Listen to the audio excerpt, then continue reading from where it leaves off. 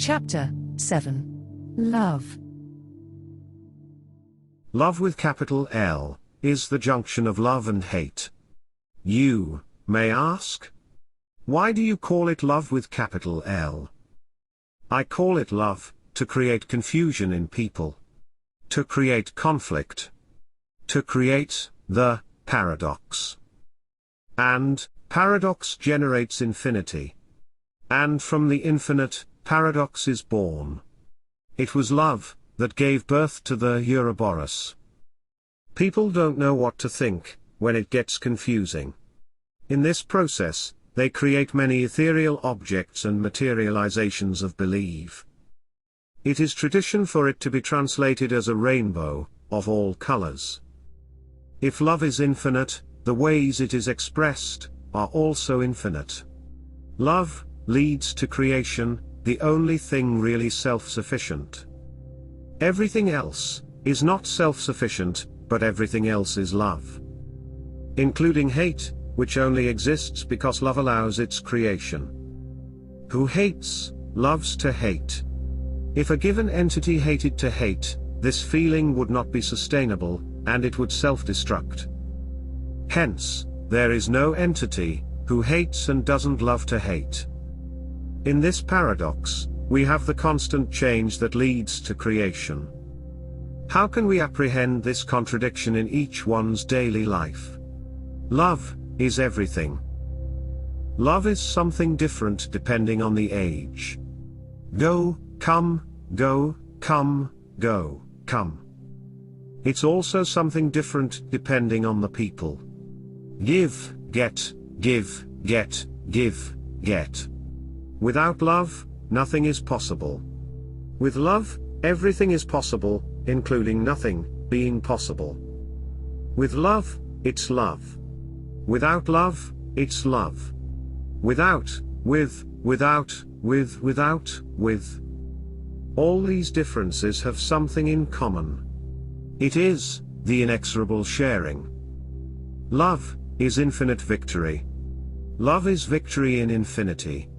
This victory is infinite love. Infinite is the victory of love. Love creates that which brings all to the same love. Love and infinity are one and the same thing, that is why all these premises are true. In the universe there is only one thing, it is love. And that's all there is. Everything is it. You can't have everything, but you can have love. To love someone who loves all things, it's only possible to love this entity with love, when one loves all things without fear. In addition to this, who loves like this, is always someone else. Sharing is preferable to be rare, otherwise it loses value. But, let this not be interpreted unfavorably. Rarity only exists for those looking for and not finding it. Therefore, sharing should only be for those looking for it. Hence value is the appreciation of things. Knowing how to appreciate is a virtue that comes with rarity. Those who do not find, increase with time this virtue. Without possession of encounter, mankind will possess the virtue of giving value. Why do we relax when our shoulders are massaged? Like a breastplate that has defended us, like the shell of a turtle, or the thick fur of a mammal, or like the thorns of a reptile, these are the obsolete defenses we may remove. But when relaxing, while massaging, we replaced the old carapace that hurts us and has become useless, by a more capable new one, thus, healing. When massaging hands, we warm up, we don't relax, we quicken and get ready for action. When massaging the leg muscles, we improve for running. When massaging the genitals, we get ready for sex. When massaging the belly, we help digestion. Therefore, when massaging, we take out the old and put on the new. This is another way of giving and receiving. Fucking is a very old concept, and because of that, it comes with authenticity. Both intrinsic senses of the word are prior to the things that have been named. The sense of love and the sense of hate. The act of creating and the act of destroying, even when said unintentionally, it is, in fact, remembering that it contains unity. Generally speaking, women look more for the inner beauty of men.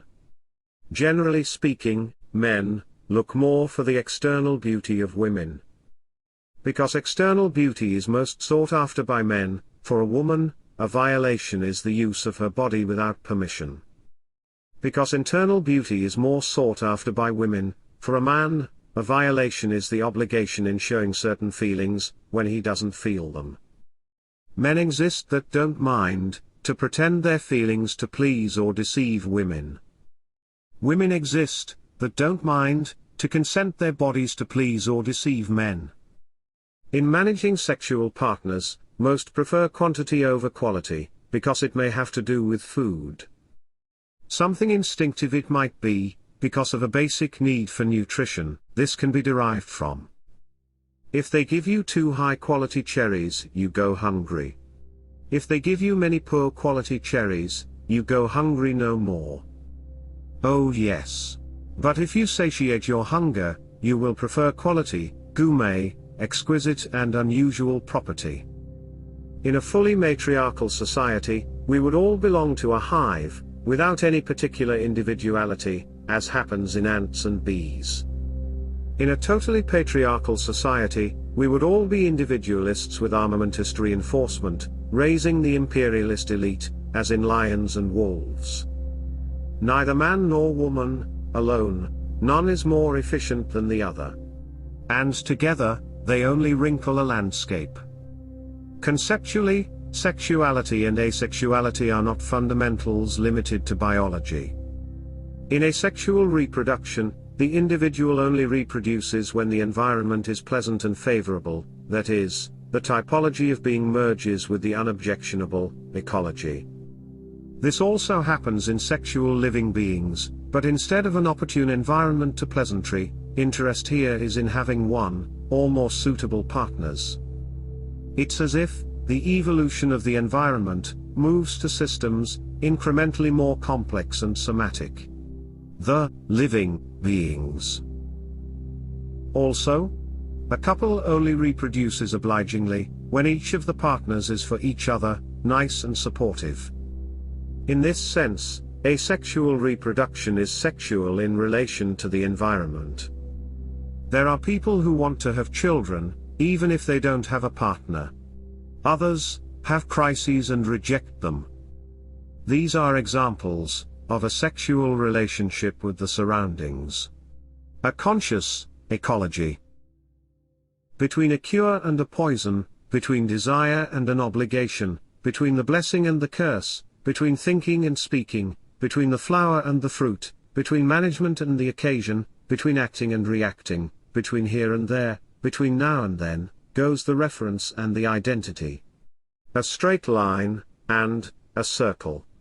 A dot. Everything is sex, but non-human. Duality to be, is only love to impregnate. It is for love that we are here, but it doesn't mean that it is for human love. Everything is worth it, for love. But, it doesn't mean, that it is for human love. When we look at a field of flowers, we're looking at a shameless orgy, and nothing guarantees that love with capital L converges to the exclusive encounter with love. Sex isn't everything, there's a lot to do. Recycle and care, compete and innovate, progress and improve. If a perfect world is thus achieved, what is this, if not the eternal orgasm? Everything is sex, but non-human. It's the dance of dualities. A set of ancestral traditions and rituals is Tantra. Originally intentional in the attempt to describe the divine dance of any scoundrel. Look. Tantra in everything. It's the intertwining and entanglement for the knots to hatch. Sex, between the mountain and the valley, forms a landscape. Sex, between the tire and the bodywork, forms a vehicle. Sex, between the letters, forms a word. Sex, between the waterfall and the air, forms bubbles. The concept of weaving and joining to make it emerge and flourish, similar to the Tao, is one of the original forms of world description. Just saying that everything is love is the easy way to describe the universe. And because it's easy, it's also easily misinterpreted for taking a biased position. In fact, everything is love, but this love is not human, and it also contains hate. Therefore, it is preferable to say that everything is sex, because the word fuck, we apply, curiously for both, love and hate, in almost all languages. So this brings up the old question. For the universe, what is the original description? It's Tantra, the description of the universe as being a self-fertilizing fuck. It's also the Tao walking, the natural path of nature. In this way, figuratively joining the Tao with Tantra, we have exquisitely the path woven by duality. When we say with ownership, fuck it, we are actually giving transparency for the fractal universe to manifest, fully relying on its description, a complete surrender. The daily practice is the re-encounter with the infinite. It is the meeting of my mother and father who made me. This reunion is of no use, but I like to visit them in the same way I like to go visit my birth parents. Don't you feel that you are the extension of your sex? Don't you feel that you are a reflection of your sexuality? We are sexes with legs and arms. Don't deceive yourself. And this is not demerit. This is Tantra. The world is the reflection of its sexuality. This is the impetus of duality. Orgasm with ejaculation is the pinnacle of the ego. Without ego, orgasm is the ballast of the universe. Anytime, it could be now. Anywhere, it could be here. With any object, it could be that. With anyone, it could be that one. It goes from animate to inanimate. The convergence of eternity is the concretion of infinity. Pay attention only to the colossal orgy. Too much sex is a noxious weed in life. But a sexless life is like a garden without flowers. The universe is love, but it is not human love. If this is confusing, then let me rephrase. The universe is sex. But it is not human sex. It's like talking about the sex of flowers and fungi, it doesn't particularly excite us. Oh, if I could somehow be a flower of a noxious weed, or a spore of a fungus, or the universe, or the tubercle of another plant. The universe is sex, but it is not human sex. We, animals and plants, and all things, try to express the sexuality of the universe. But always, each one in their own way. Some, as humans. Others, as something else.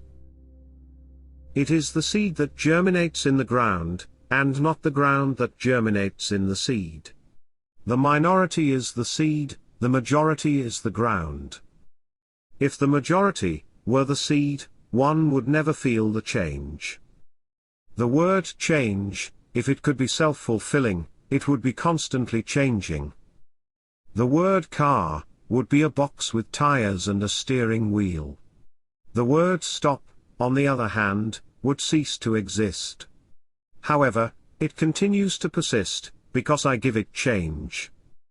But, the word love, is what each one wants it to be. I wish its meaning, to be unlimited, and absolute, and so this word by itself, pours into the infinite. Because each one self-performs it in a different way, in fact, as the self-fulfillment of any other word. Hence, love exists in all. Love is destiny. Thank you for listening to the end. Support this work if you liked it. You can buy the book on Amazon, where you can download the digital copy and have the physical book delivered to your address. Look for seasonal promotions and discounts.